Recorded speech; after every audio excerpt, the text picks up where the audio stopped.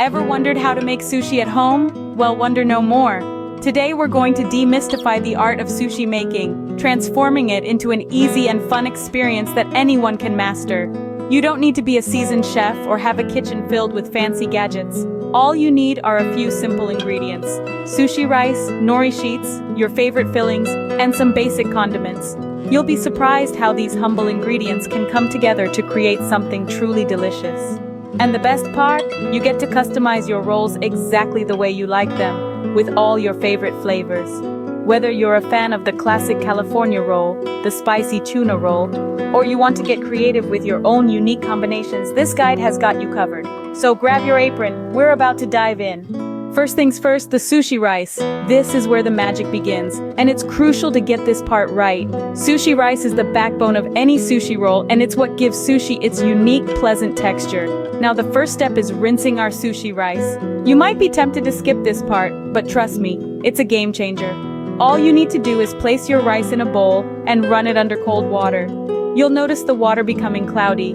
That's all the excess starch washing away. Keep rinsing until the water runs clear. This step helps to avoid a gummy, overly sticky rice. Now there's no one-size-fits-all here, as different brands might have different instructions. So follow the package instructions and you'll be just fine.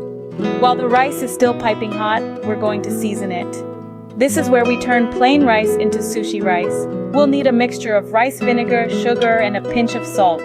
This blend is what gives sushi rice its characteristic tangy and slightly sweet flavor. Now pour this mixture over your hot rice. But don't just dump it in. We want to fold it gently into the rice, making sure every grain gets a fair share of this flavor bath. Remember to let your rice cool down to room temperature before you start rolling your sushi. If the rice is too hot, it can make the nori sheets soggy, and no one likes a soggy sushi roll. So take your time, let the rice cool down naturally. This might feel like a bit of a waiting game, but it's a good time to clean up, hydrate, or maybe do a little dance around the kitchen. While our rice cools down, let's move on to the fillings. This is where you can let your creativity shine and customize your sushi rolls to your liking. But remember, sushi is all about balance, so choose your ingredients wisely. Now, let's get those fillings ready. The beauty of making sushi at home is that you can truly make it your own. Today we're working with cucumber, avocado, crab sticks, and smoked salmon. But don't let that limit your creativity. Feel free to use your favorite ingredients. Maybe you love the sweet crunch of bell peppers or the rich flavor of tuna. It's your sushi roll after all. To prepare your fillings, you'll first want to wash your vegetables thoroughly. We don't want any dirt or grime sneaking into our sushi rolls. Once they're clean, it's time to start slicing. The key here is to cut your fillings into thin strips. This will make it easier to roll the sushi later on, and it ensures every bite is filled with a balanced mix of flavors. Starting with the cucumber, cut off the ends and slice it lengthwise into quarters. From there, continue to slice each quarter into thin strips. For the avocado, slice it in half, remove the pit, and cut into thin slices while still in the skin. It makes scooping them out a breeze. Next up, the crab sticks. These are usually good to go as they are, but if you find them too thick, feel free to slice them lengthwise. Last but not least, our smoked salmon. Using a sharp knife, carefully slice the salmon into thin, long strips. Remember, the sharper your knife, the cleaner your cuts will be. And there you have it. Our fillings are prepped and ready. You've got the cool crunch of cucumber, the creamy richness of avocado, the sweet and salty bite of crab sticks, and the smoky, delicate flavor of salmon. Each ingredient bringing its own unique texture and taste to the table, or in this case, the sushi roll. With our fillings ready to go, it's time to start rolling. But remember, the joy of homemade sushi is in the journey as much as the destination. So, take your time, enjoy the process, and most importantly, have fun with it. It's rolling time! Now that we've got our sushi rice and fillings prepped, we're ready to dive into the heart of sushi making. So grab your bamboo mat, it's time to roll some sushi. Let's start by placing our nori sheet on the bamboo mat. Make sure the shiny side is facing down. This will give our sushi that beautiful, glossy finish once it's rolled.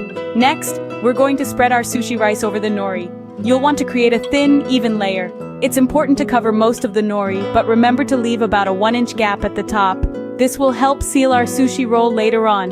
Now it's time for the fun part, arranging the fillings. Line your chosen fillings down the center of the rice. Remember, less is more here. It's easy to get carried away with the fillings, but overstuffing can make your sushi roll difficult to close. Once your fillings are in place, we're ready to roll. This is where our bamboo mat comes in. Begin rolling your sushi away from you, using the mat to shape and compress the roll. Apply gentle pressure to keep everything compact. Don't worry if it doesn't look perfect on your first try. Sushi rolling is an art that takes a bit of practice. When you reach the end of the roll, use the 1-inch gap of exposed nori we left earlier to seal the sushi roll. A little bit of water can be used to moisten the edge and ensure a secure seal. And voila, you've just rolled your first sushi, but we're not quite finished yet. Now we need to cut our roll into bite-sized pieces. To do this, you'll want a sharp knife. It's important to use a gentle sawing motion to avoid squashing the roll. Aim for pieces about 1 inch thick, and just like that, you've made your own sushi roll. It's a moment of joy when you see the beautiful cross-section of your homemade sushi, with the colorful filling snugly wrapped in rice and nori. Remember, practice makes perfect, so don't be disheartened if your first few rolls don't come out exactly as you'd like. The beauty of sushi making lies in its simplicity and the freedom to experiment with different fillings and flavors. So keep rolling, keep experimenting, and most importantly, keep enjoying the process. After all, the best part of making sushi at home is getting to enjoy your delicious creations. Now go ahead and slice up the rest of your sushi rolls and get ready to serve them up in style. Stay tuned for our next segment where we'll show you how to plate your sushi like a pro and introduce some tasty accompaniments to elevate your sushi experience. And just like that, you've made your own sushi roll. Now for the final touch, serving our sushi. Once you've mastered the art of sushi making, the presentation is just as essential as the preparation. After all, we eat with our eyes first, right? So let's make sure our sushi not only tastes good, but looks good too. Start by arranging your sushi rolls on a clean, flat plate. You can line them up in neat rows or get creative with a more scattered approach. The goal is to showcase the beautiful colors and textures of your sushi. Remember, each piece is a little work of art, so don't be afraid to take your time and arrange them just the way you want. Now, let's add our condiments. Serving sushi without soy sauce, wasabi, and pickled ginger would be like serving a cake without icing. These traditional accompaniments are not just for taste, they also add an extra layer of color and texture to your sushi plate. Pour a small amount of soy sauce into a dipping bowl. Place a dollop of wasabi and a pile of pickled ginger on the edge of your plate. The wasabi adds a spicy kick, while the pickled ginger acts as a palate. The dish is sure to be a hit. Not only have you created a meal that's healthy and delicious, but you've also learned a new culinary skill that you can continue to refine and experiment with. The world of sushi is vast and varied, and you've just taken your first step into it. Remember, the great thing about making sushi at home is that you can customize it to your tastes. So don't be afraid to get creative and try new combinations. Thank you for joining us in the kitchen today. Be sure to like, share, and subscribe for more culinary adventures. Until next time, happy rolling!